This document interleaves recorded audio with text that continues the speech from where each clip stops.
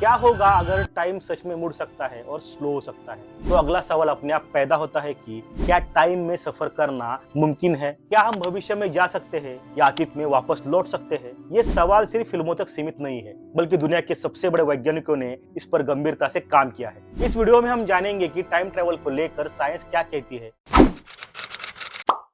Time travel का विचार इंसानों के दिमाग में बहुत पुराना है, लेकिन साइंस में इसका असली आधार आइंस्टाइन की थ्योरी ऑफ रिलेटिविटी से आता है। आइंस्टाइन ने बताया कि टाइम फिक्स नहीं है, बल्कि स्पीड और ग्रेविटी से टाइम प्रभावित होता है। जब टाइम स्लो और फास्ट हो सकता है, तो साइंटिफिक रूप से टाइम में आगे या पीछे जाना संभव लगता है। यही से साइंटिफिक टाइम ट्रैवल की शुरुआत होती है। अब साइंस के अनुसार भविष्य में जाना पूरी तरह से संभव है, और ये बात थ्योरी तक सीमित नहीं है। जब कोई इंसान बहुत तेज स्पीड से यात्रा करता है, तो इसके लिए टाइम धीमा हो जाता है। इसे टाइम डायलेशन कहा जाता है। इंटरनेशनल स्पेस स्टेशन में रहने वाले अंतरिक्ष यात्रियों का टाइम पृथ्वी के लोगों से स्लो चलता है। इसका मतलब ये हुआ कि वो टेक्निकली भविष्य में पहुंच चुके होते हैं। भले ही फर्क बहुत छोटा हो, लेकिन साइंटिफिकली भविष्य की यात्रा उनके लिए संभव है। अब पास्ट में जाना भविष्य की तुलना में कई ज्यादा कॉम्प्लिकेटेड है, क्योंकि इसके लिए टाइम को पीछे की ओर मोड़ना पड़ेगा। कुछ थ्योरी जैसे वर्म होल ये सुझाव देती है कि अगर स्पेस टाइम में एक शॉर्टकट बनाया जाए तो पास्ट में जाना संभव हो सकता है।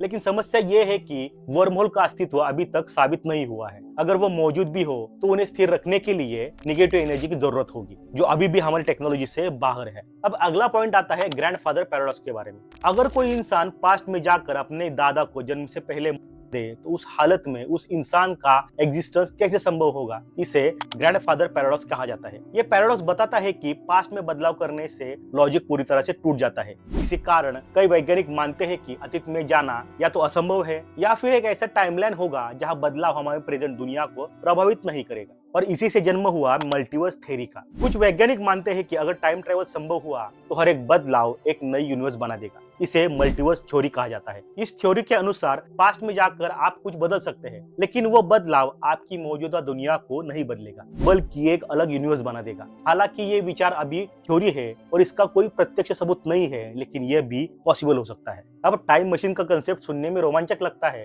लेकिन साइंस की दुनिया के अनुसार इसके लिए हमें इतनी ज्यादा एनर्जी चाहिए होगी जो किसी पूरे सितारे के बराबर हो। इसके अलावा हमें स्पेस टाइम को मनचाहे तरीके से मोड़ना पड़ेगा, जो आज की तकनीकी दुनिया में संभव नहीं है। इसलिए मौजूदा समय में टाइम मशीन बनाना प्रैक्टिकल नहीं माना जाता है। अगर कहीं टाइम ट्रैवल संभव हो भी गया, तो इसके खतरे भी उतने ही बड़े होंगे। इतिहास में छोटा सा बदलाव भविष्य को पूरी तरह से बदल सकता है। टेक्नोलॉजी का गलत इस्तेमाल सत्ता और नियंत्रण का नया हथियार बन सकता है, और इंसानी नैतिकता पर भी बड़ा सवाल खड़ा हो सकता है। यही वजह है कि कई वैज्ञानिक मानते हैं कि यूनिवर्स खुद टाइम ट्रैवल को लिमिटेड रखती है। आज की साइंस के अनुसार भविष्य में जाना संभव है, लेकिन अतीत में जाना अभी भी थ्योरी और कल्पना के बीच अटका हुआ है। टाइम ट्रैवल फिल्मों जैसा आसान नहीं है, बल्कि ये ऊर्जा, स्पेस टाइम, कारण और परिणाम के सबसे गहरे नियमों से जुड़ा है। शायद भविष्य में इंसान इसके करीब पहुंचे भी, लेकिन फिलहाल टाइम हमें आगे बढ़ने की इजाजत देता है, पीछे लौटने की नहीं। तो टाइम ट्रैवल के बारे में आपकी क्या राय है, हमें कमेंट बॉक्स में जरूर बताइए।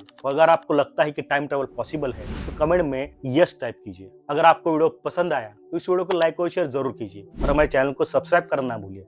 मिलते हैं अगले वीडियो में, तब तक के लिए सीखते रहिए, सिखाते रहिए। Good bye.